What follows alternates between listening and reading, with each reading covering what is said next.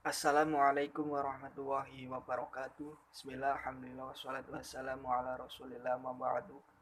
Yang saya muliakan serta yang saya hormati Bapak Sultan Ta'bir Ali Sabana selaku dosen pengampu dua mata kuliah, yaitu mata kuliah jurnalistik dan produksi siaran radio, serta teman-teman yang saya banggakan. Puji syukur atas kehadirat Allah Subhanahu wa taala yang telah memberikan kita banyak sekali nikmat yang tak terhitung. Salah satunya adalah nikmat sehat, sehingga kita masih diberi kesempatan untuk melakukan pembelajaran online melalui media sosial ini. Yang kedua, salawat serta salam mudah-mudahan tetap tercurah limpahkan kepada baginda Nabi Agung Nabi Muhammad SAW, yang karena beliaulah kita sangat harapkan syafaatnya kelak di yaumil kiamah, dan mudah-mudahan nanti di yaumil kiamah kita mendapatkan syafaat dari beliau baginda Nabi Muhammad SAW. Tidak terasa sudah 4 bulan publik dihebohkan dengan pembahasan baru, yaitu pembahasan mengenai virus COVID-19, virus yang berasal dari Wuhan, Tiongkok, Cina. Itu sangat menghebohkan dunia, salah satunya adalah di Indonesia, dan itu terhitung sejak saat 2 pasien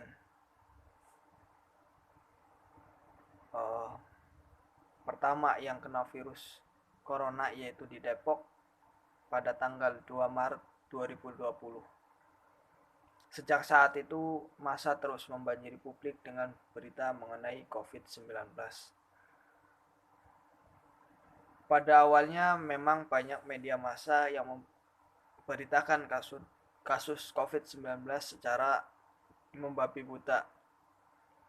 Mereka misalnya tidak akurat dan kurang selektif dalam memilih narasumber. Pemberitaannya juga masih sering tidak lengkap, parsial, dan cuma mengetengahkan informasi yang mencemaskan dan menakutkan publik. Media massa, terutama beberapa media elektronik, sering membuat bingung dan cemas masyarakat karena berita yang bobot edukasinya kurang, sering pula diulang-ulang. Yang lebih krusial lagi adalah banyak media massa mengabaikan protokol kesehatan dalam proses peliputan. Mereka misalnya melakukan wawancara atau menghadiri press conference yang dilakukan pemerintah tanpa memperlihatkan jarak atau tak menggunakan masker. Mereka merilis berita tanpa peduli pada etika dan hak-hak pasien. Informasi data pribadi pasien dibuka dan disebarluaskan sehingga menimbulkan stigma. Itu sebabnya tak kurang dari Ikatan Jurnalis Televisi Indonesia atau IJTI, Dewan Pers, dan Komisi Penyiaran Indonesia mengeluarkan pernyataan untuk mengingatkan, karena membuka apalagi membeberkan rahasia medis pasien yang sedang ditangani dokter di rumah sakit tanpa izin dari pasien merupakan pelanggaran. Belakangan, setelah terjadi polemik dan diskusi pro kontra di kalangan komunitas pers, menyusul insiden wartawan yang meliput wali kota Bogor Bima Arya, ISTI akhirnya mengeluarkan rilis baru meminta kepada seluruh media untuk membuka saja identitas pasien yang positif terjangkit COVID-19. Tujuannya agar orang yang pernah berinteraksi dengan pasien atau korban bisa melakukan langkah-langkah pencegahan dan penanggulangan pandemi COVID-19.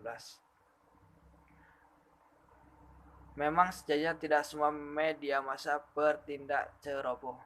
Dewan Pers mencatat selain banyak media yang kurang berhati-hati, tapi sejumlah media massa arus utama yang memberikan kasus pandemi COVID-19 secara proporsional dan profesional. Mereka memberikan pemberitaan secara kritis dan objektif.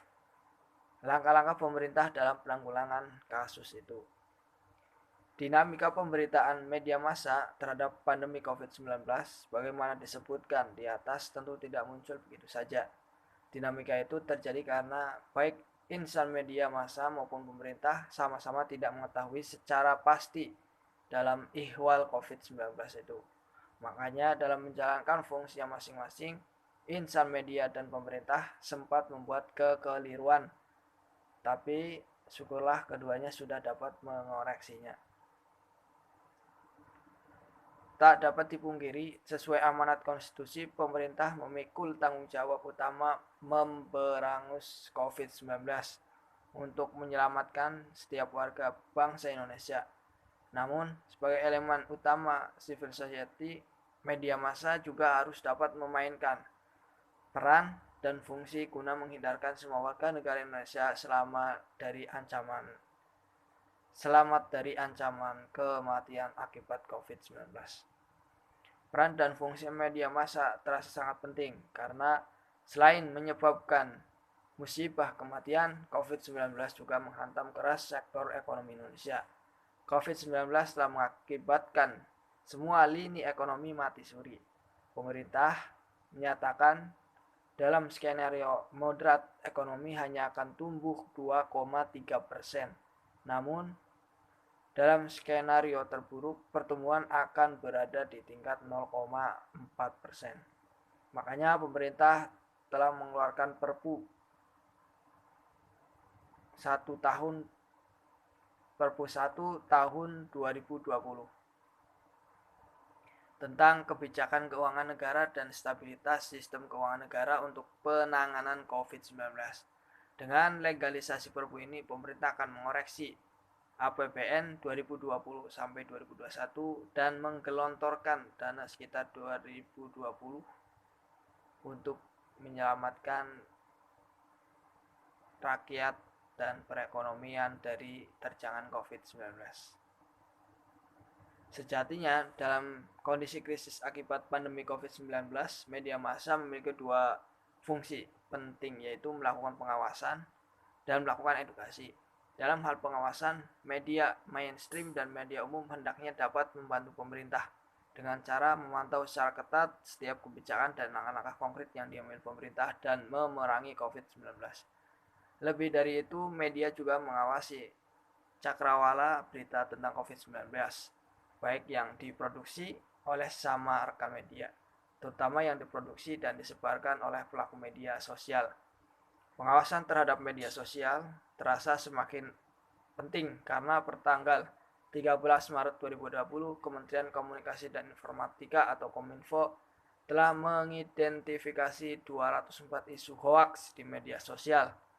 Berkenaan dengan fungsi mengedukasi, media massa dapat merumuskan pemberitaan dengan tone yang berimbang, yaitu negatif, positif, dan netral. Selain itu juga perlu mengembangkan berita yang sifatnya korelatif dengan mengaitkan sudut-sudut cerita yang berbeda dengan perspektif yang berbeda dan menyeimbangkan interpretasi yang berbeda sehingga menghasilkan konten berita yang kohesif dan gamblang.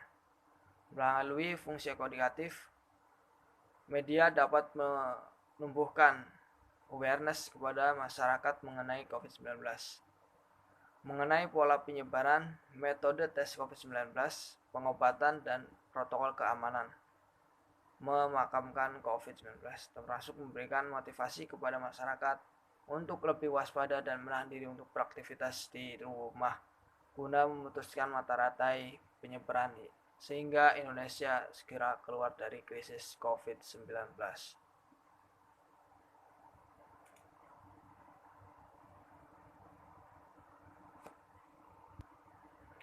Dinamika khususnya langkah koreksi dari komunitas media dan upaya perbaikan di jajaran pemerintah dalam merespon pandemi COVID-19 agaknya menyadarkan kita semua betapa pelik dan tidak sederhananya masalah yang dikandung pandemi COVID-19 ini.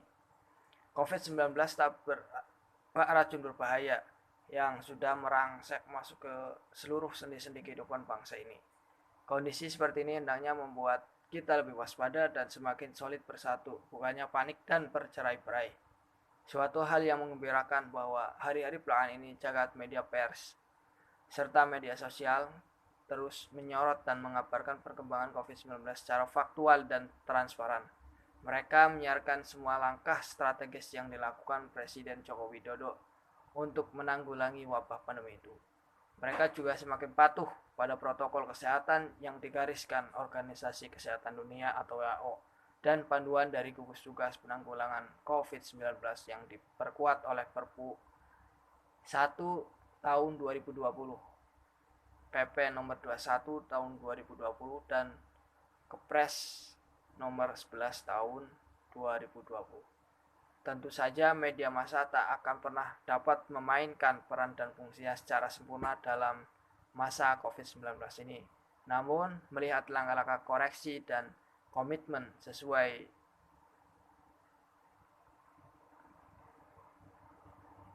keseriusan yang ditempuh media massa sejauh ini, kita setidaknya memiliki harapan bahwa dalam waktu yang tidak terlalu lama lagi pandemi COVID-19 akan segera berlalu.